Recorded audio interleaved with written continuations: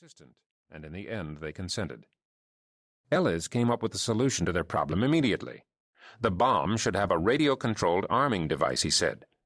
Rahmi would sit at a window opposite the girl's apartment or in a parked car along the street, watching the Renault.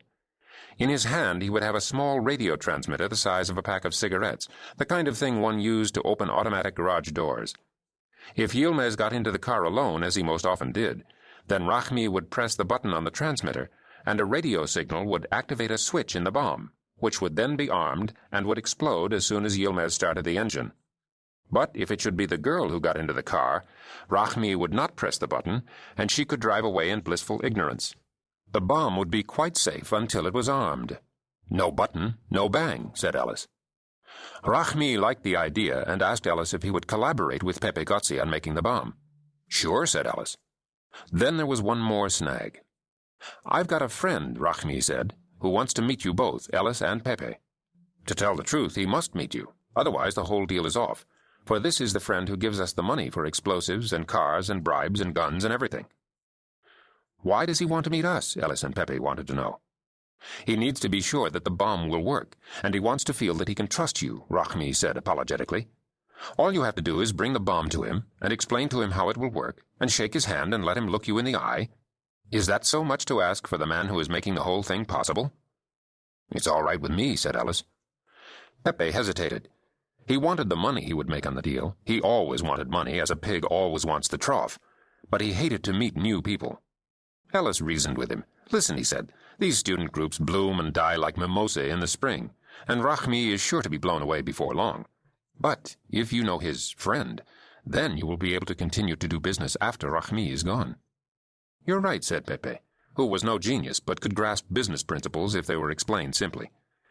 Ellis told Rahmi that Pepe had agreed, and Rahmi set up a rendezvous for the three of them on the following Sunday. That morning, Ellis woke up in Jane's bed. He came awake suddenly, feeling frightened, as if he had had a nightmare. A moment later, he remembered the reason why he was so tense. He glanced at the clock. He was early. In his mind, he ran over his plan.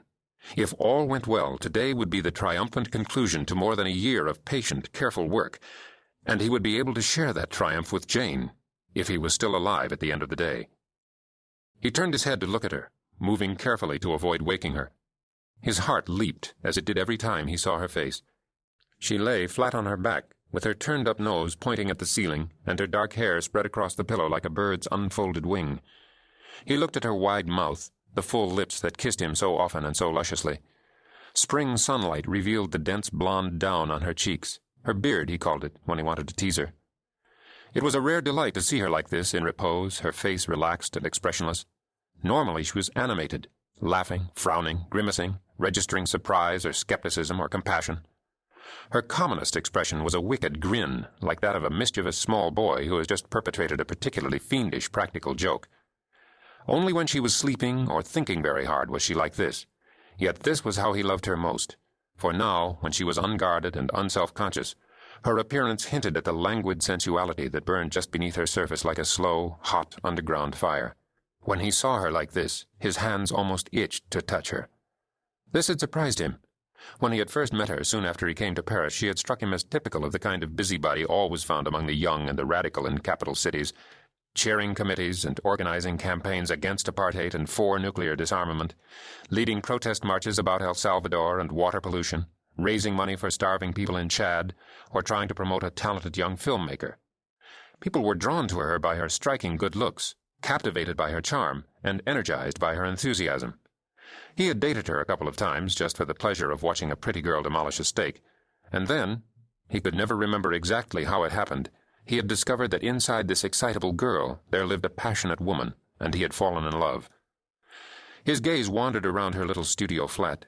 He noted with pleasure the familiar personal possessions that marked the place as hers: a pretty lamp made of a small Chinese vase, a shelf of books on economics and world poverty, a big soft sofa you could drown in, a photograph of her father, a handsome man in a double-breasted coat, probably taken in the early 60s, a small silver cup won by her on her pony Dandelion and dated 1971, 10 years ago. She was 13, Ellis thought, and I was 23, and while she was winning pony trials in Hampshire, I was in Laos, laying anti-personnel mines along the Ho Chi Minh Trail.